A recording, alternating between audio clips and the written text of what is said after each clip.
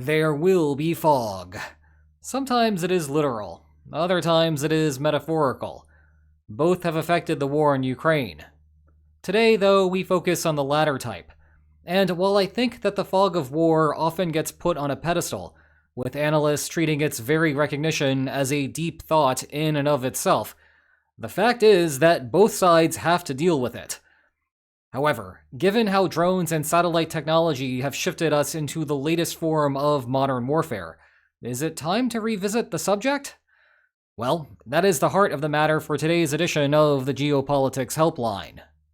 In the age of seemingly limitless surveillance technology, how does the fog of war still exist, at least in pertaining to visible battlefield outcomes?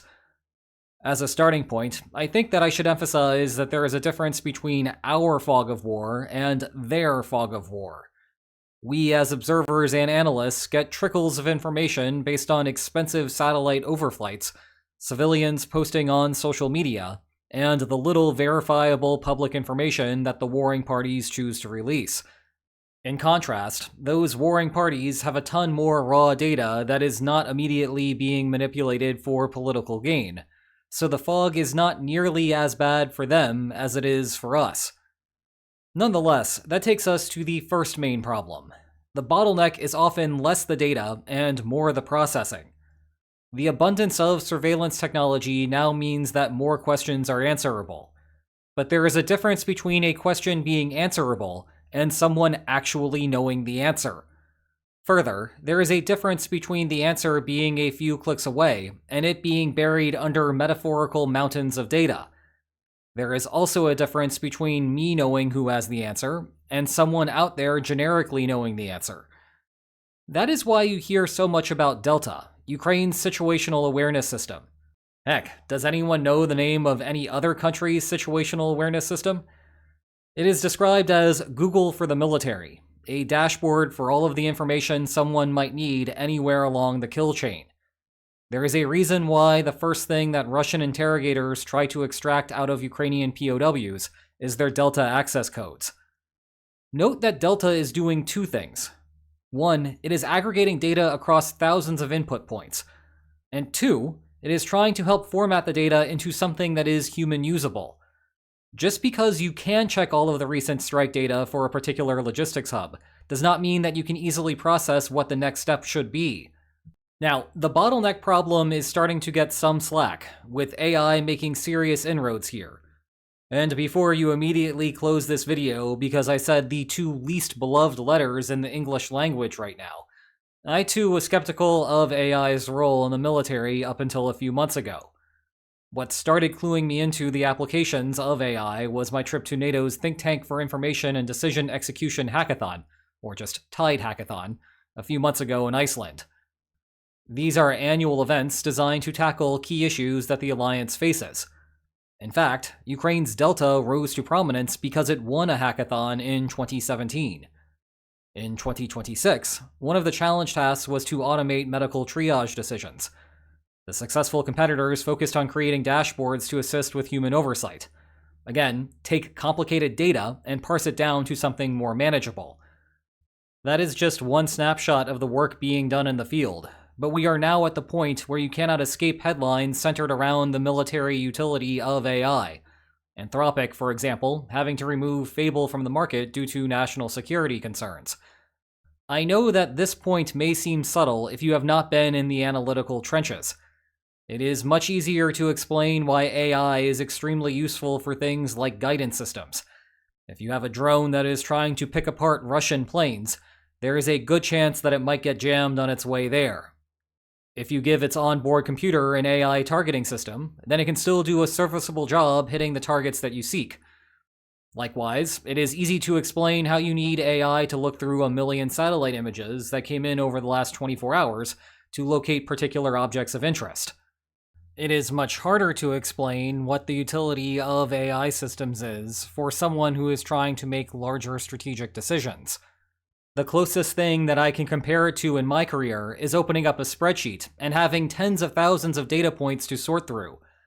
If you give me enough time, I can go through a spreadsheet and start to understand what I am looking at. I can also run a series of plots using basic statistical software that might help me visualize some of the changes in the data. This is easy for me because academic publishing cycles take years to complete. I can hardly imagine what it would be like to confront a new mountain of data every day and not have an automated system run some of the basic work to find interesting lines of inquiry for me to then supervise. It is a step crazier to think about this in terms of someone who needs to make multiple life or death decisions in an hour, every day, every week, every month, every year. The point for now is that all of the new intelligence, surveillance, and reconnaissance technology gives militaries an absurd amount of data. But all of that data hardly means much if you cannot process it. One extra note here, and something that I have said before. Garbage in, garbage out. You will often hear AI get blamed for the United States, allegedly, according to the Pentagon, hitting the school at the beginning of the Iran war. If a human tells AI that something is a military site, the AI is probably not going to convince the human otherwise, especially if the model is designed to prioritize targets rather than scrutinize them. Running AI systems is not an excuse for user error. Nonetheless, all of this new technology still might not generate the data that you especially want, and frankly, it probably never will. Satellite images are great, but they are still beholden to satellites being overhead.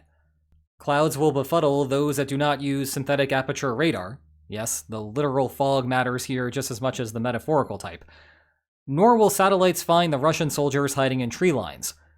That is why so much of the front is covered with surveillance drones, or at least they try to cover the front with surveillance drones. And that is the problem. It is a strategic, contested battle space. There is no gentleman's agreement to let all drones fly. Just think about the drone subgame, where you have jammers trying to suppress enemy drones, fiber optic drones designed to take out those enemy drones, drones to take out the radars that control drone intercepting drones. I could drone on, but you get the idea. A lot of the mistakes you will see on the battlefield are still the result of holes in the surveillance network. You will never have full coverage in a contested battle space, and you cannot let that stop you from taking action. You have to accept that mistakes will happen as the cost of doing business in a world of incomplete information. There is one final problem to work through, if you allow me to take a slight liberty with the question. Even fully lifting the fog of war does not tell the full story. You still have to suss out what the opponent is trying to do. What is happening right now is the perfect illustration of this concept. Everyone, you, me, and Russia, are observing what Ukraine is doing in southern Zaporizhia and Kherson. What we do not know is what Ukraine's actual game plan is. Phase 1, target logistics. Phase 2, Phase 3, profit. Or take back land, as the case may be. You can have all of the ISR in the world, but you still cannot tell what will happen next week. And unless you can figure that out, or use your signals intelligence to get a direct answer, you cannot take the proper countermeasures. To borrow a term of art from a quarter century ago, these would be known unknowns. But the problem applies equally as well to unknown unknowns. I suppose that improved ISR technology lifting the fog shifts some of those unknown unknowns into another category, but it does not eliminate unknown unknowns entirely. In contrast, do you know what are some known knowns? These two fantastic books about the war, at least if you are a long-time follower of the channel. Check the video description for more information about them. And if you enjoyed today's video, then please like, share, and subscribe, and I will see you next time. Take care.